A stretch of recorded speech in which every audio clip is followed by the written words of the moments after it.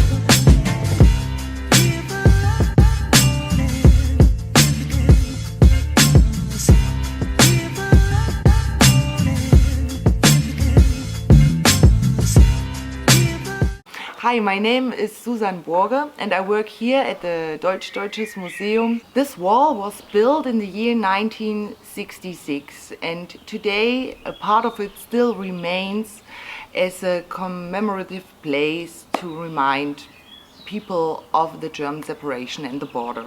Part of it is still standing, so it was constructed for eternity. So these segments here on display are actual wall segments from the Berlin Wall, which was used in Berlin, which was a bit higher security than here. You see they're pretty massive. I'm standing actually on parts of it, so this is to not be able to tip them over. They're pretty thick. They made a hole for us, so I'm putting my hand in. It's that thick, pure concrete with steel reinforcements, and as you can see, it's pretty high. That's hard to climb. Apart from Berlin, Mödlareuth is the only village actually separated by a wall, but there was more wall along the border. At the end of the 80s, about 30 kilometers of roughly 1,400 kilometers of border. So actually we know of one fairly spectacular escape which actually happened here in Mödlareuth when the wall was up, and that was done by a delivery driver. And you have to know, basically no one was allowed to go anywhere near the wall, and this person, because he was a delivery driver, had a special permission to get into the kind of closer zone towards the wall. So he would come regularly into this village, and that gave him the opportunity to plan his escape. In 1973, he used his car and also a self-made ladder, which he put against the wall to cross it. He was able to get to the west without being harmed. This was the only successful flight over the wall in Mödlareuth. Because we have a lot of forests, and it meant that you could try to get to the border without people noticing you. This escape had a lot of consequences for the village itself, because the border fortifications were made even more. Oh, really?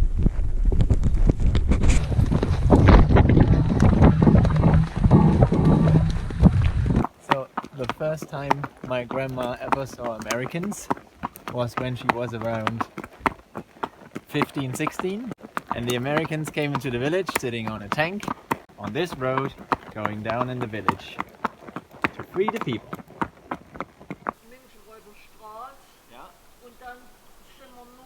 So the parents had to move because they were too close to the borderline. So they were basically deported, and a couple of years later all the houses got torn down. There's a couple of ruins. Grandma can just identify it because there's this kind of group of trees here. Grandma was born 1930. They started deporting people 52. I think they started building fences and walls in the 50s, and then latest 62 everyone was kind of out and they fortified it more and more. So the wall and the division of Germany in two countries had quite an impact on the region here and kind of the social life here, because my grandma, for example, she was about 16 to 20 when the wall came up, and she actually had friends she went to school with which were on the other side of the wall all of a sudden, and she couldn't see them for 40 years. So when the wall came down, she visited friends she hadn't seen for 40 years. They saw them each other last when they came out of school when they were 20, and they would kind of revisit each other when they were pensioners. The fence, as you all heard of the Iron Curtain, so the iron fence ran along between the two Germanys for 1,393 kilometers, right through the middle of Germany. But what you might not know is this type of fence you can see here next to me was actually 500 meters in the eastern part of Germany. There was a second fence of this type with these wires, which triggered silent alarm if you cut them or if they touch each other when you try to climb over. So this would trigger a silent alarm in a control tower, and you have to go, even if you go over, another 500 meters to reach the next fence, and by that time the troops and you most likely would get caught. So I'm standing in a observation tower right now, which was scattered along the German border as well. It was used by border police to get a good overview of what's happening on the eastern side, and also to have a good look what's happening on the western German side and what the Americans are doing over there. One other reason why a wall was built in this 44 people village was that they actively wanted to block the views. They didn't want people from the east and west communicate with each other by waving or putting signs up or whatever. So right now we're standing on the western side of the Iron Curtain, and as you can see, all the nuts and bolts are facing towards the west. So this whole kind of Iron Curtain, the fence, the border, which was proclaimed to keep the east safe from the fascist west, was actually easily disassembled from the western side. This is one of the clues which show you that this fence and this whole wall was not necessarily designed to keep the western fascists out. It was more designed to keep the eastern population in.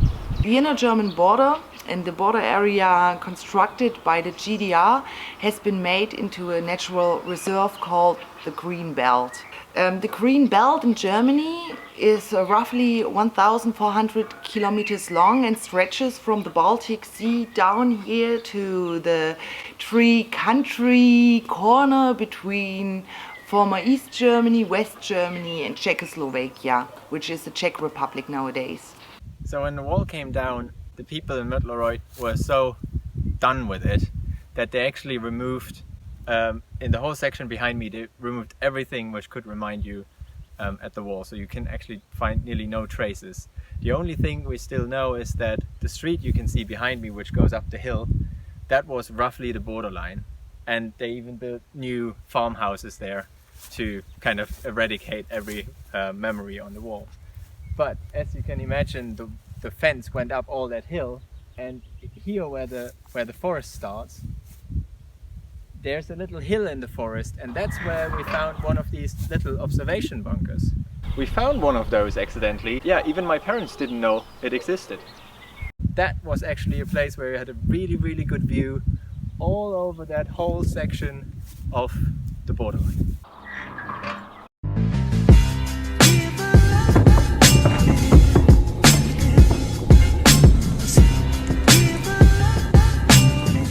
is it for today's episode. Thank you so much for watching, and I hope that you have learned a lot about a very unique and undiscovered place, and you got to see it from the back of a horse, which is pretty cool in my opinion.